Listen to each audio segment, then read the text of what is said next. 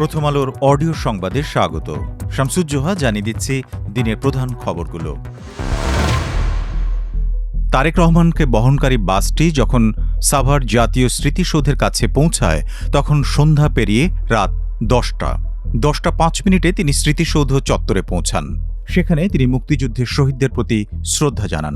বিএনপির ভারপ্রাপ্ত চেয়ারম্যান তারেক রহমান শুক্রবার সাভারে জাতীয় স্মৃতিসৌধে মুক্তিযুদ্ধের শহীদদের প্রতি শ্রদ্ধা জানাতে বিকেলে যাওয়ার কথা থাকলেও জনতার ভিড় ঠেলে সূর্যাস্তের আগে তারেক রহমান সাভারে পৌঁছাতে পারেননি। সূর্যাস্তের আগে জাতীয় স্মৃতিসৌধের মূল বেদিতে শ্রদ্ধা নিবেদন করতে হয়, তাই সময় বিবেচনায় তারেক রহমানের পক্ষে বিকেল 5টা 6 সেখানে শ্রদ্ধা নিবেদন করেন বিএনপির প্রতিনিধি দল। বিএনপির জাতীয় স্থায়ী কমিটির সদস্য গয়েশ্বর চন্দ্র রায় এবং ড আব্দুল মঈন খান প্রতিনিধি দলটির নেতৃত্ব দেন এবং শহীদদের স্মরণে পুষ্পস্তবক অর্পণ করেন। বিএনপির ভেরিফাইড ফেসবুক পেজে এক পোস্টে এই তথ্য জানানো হয়।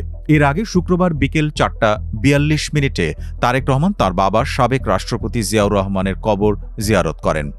এ সময় তিনি ফুল দিয়ে শ্রদ্ধা জানান, পরে দোয়া এবং মোনাজাতে অংশ নেন। বেলা 3টার কিছু আগে তারেক রহমান তাঁর গুলশানের বাসভবন থেকে জিয়া উদ্যানের দিকে রওনা হন। লাল সবুজ রঙে সাজানো বাসে করেই তিনি বাবার কবর জিয়ারতে আসেন। ইনকিলাব মঞ্চের আহ্বায়ক শরীফ ওসমান বিন হাদি হত্যার বিচার দাবিতে রাজধানীর শাহবাগ মোড় অবরোধ করে বিক্ষোভ করেছেন তাঁর সংগঠনের নেতাকর্মীরা। কর্মসূচিতে বিভিন্ন শ্রেণী পেশার মানুষও রয়েছেন। পূর্ব ঘোষণা অনুযায়ী শুক্রবার জুমার নামাজের পর এই কর্মসূচি শুরু করে ইনকিলাব মঞ্চ। 12 ডিসেম্বর জুমার নামাজের কিছু পর রাজধানীর পুরানা পল্টনের কালভার্ট রোডে রিকশায় থাকা ওসমান হাদিকে গুলি করা হয়। তাকে মাথায় গুলি করার পর আততায়ীরা মোটরসাইকেল নিয়ে পালিয়ে যায়। পরে তাকে উন্নত চিকিৎসার জন্য সিঙ্গাপুর নেওয়া হলে 18 ডিসেম্বর তিনি মারা যান। ঘন কুয়াশায় চাঁদপুরের মেঘনা নদীতে যাত্রীবাহী 2 লঞ্চের সংঘর্ষে 4 জন নিহত হন। বৃহস্পতিবার দিবাগত রাত 2টার দিকে হাইমচর উপজেলা এবং হরিণা এলাকার মাঝামাঝি স্থানে এই দুর্ঘটনা ঘটে।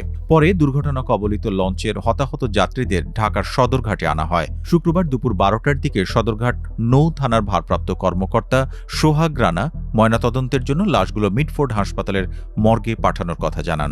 চাঁদপুর নৌ অঞ্চলের অতিরিক্ত পুলিশ সুপার ইমতিয়াজ আহমেদ সংবাদ বিজ্ঞপ্তিতে জানান, এমভি অ্যাডভেঞ্চার 9 লঞ্চটি ঢাকা থেকে বরিশাল ও ঝালকাঠির উদ্দেশ্যে যাচ্ছিল। অপরদিকে এমভি জাকির সম্রাট 3 লঞ্চটি ভোলা থেকে যাত্রী নিয়ে ঢাকার উদ্দেশ্যে আসছিল। বৃহস্পতিবার দিবাগত রাত 1টা 38 দিকে চাঁদপুরের হাইমচর এলাকায় ঘন কুয়াশার মধ্যে লঞ্চ দুটির মুখোমুখি সংঘর্ষ হয়। হতাহতরা এমভি জাকির সম্রাট 3 লঞ্চের যাত্রী।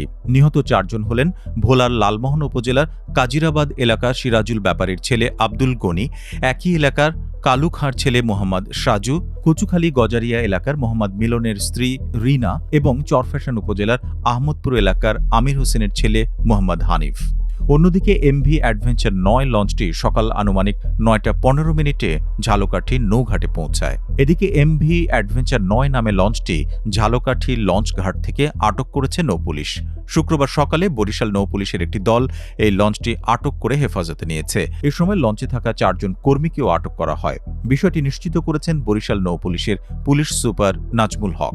নিজাম শিপইয়ার্ডের মালিকানাধীন এই লঞ্চ বরিশাল ঢাকা রুটে চলাচল করে। লঞ্চে থাকা বিএনপির অন্তত 30 কর্মী আহত হয়েছেন। আহতরা সবাই বরিশালের শেরেবাংলা মেডিকেল কলেজ হাসপাতালে চিকিৎসাধীন আছেন।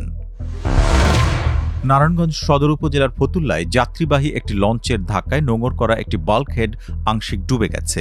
এ ঘটনায় 2 শ্রমিক নিখোঁজ হয়েছেন। শুক্রবার সকালে বুড়িগঙ্গা নদীর ধর্মগঞ্জ এলাকায় এই দুর্ঘটনা ঘটে। নিখোঁজ শ্রমিকদের উদ্ধারে নৌ পুলিশ উদ্ধার কার্যক্রম শুরু করেছে। ফতুল্লায় পাগলা নৌ পুলিশ ফাঁড়ির ইনচার্জ পরিদর্শক আকিবুল ইসলাম প্রত্যক্ষদর্শীদের বরাত দিয়ে জানান, শুক্রবার সকাল 6টার দিকে মুন্সিগঞ্জ থেকে ঢাকার দিকে যাওয়ার সময় নোঙর করা মাটি ভর্তি একটি বাল্কহেডকে ধাক্কা দেয় যাত্রীবাহী লঞ্চ সুন্দরবন 16। লঞ্চের ধাক্কায় বাল্কহেডটি অর্ধেক ডুবে যায়। এ সময় বাল্কহেডে থাকা 5 শ্রমিকের মধ্যে 2 জন নিখোঁজ হন। দুর্ঘটনার পর খবর পেয়ে নৌ পুলিশ ঘটনাস্থলে পৌঁছে উদ্ধার অভিযান শুরু করে। পরিদর্শক আকিবুল ইসলাম আরও জানান, নিখোঁজ 2 শ্রমিককে উদ্ধারে পাগলা নৌ পুলিশ ফাঁড়ি, ফায়ার সার্ভিস, কোস্টগার্ড, বিআইডব্লিউটি এর সদস্যরা নদীতে তল্লাশি চালাচ্ছেন।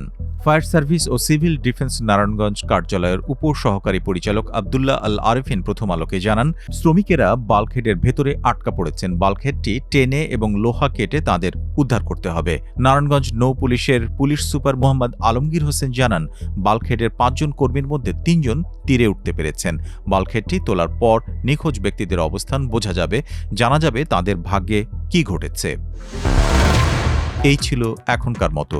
প্রথম আলোর অডিও সংবাদ শুনুন আমাদের ফেসবুক পেজ, ইউটিউব চ্যানেল এবং prothomalo.com-এ।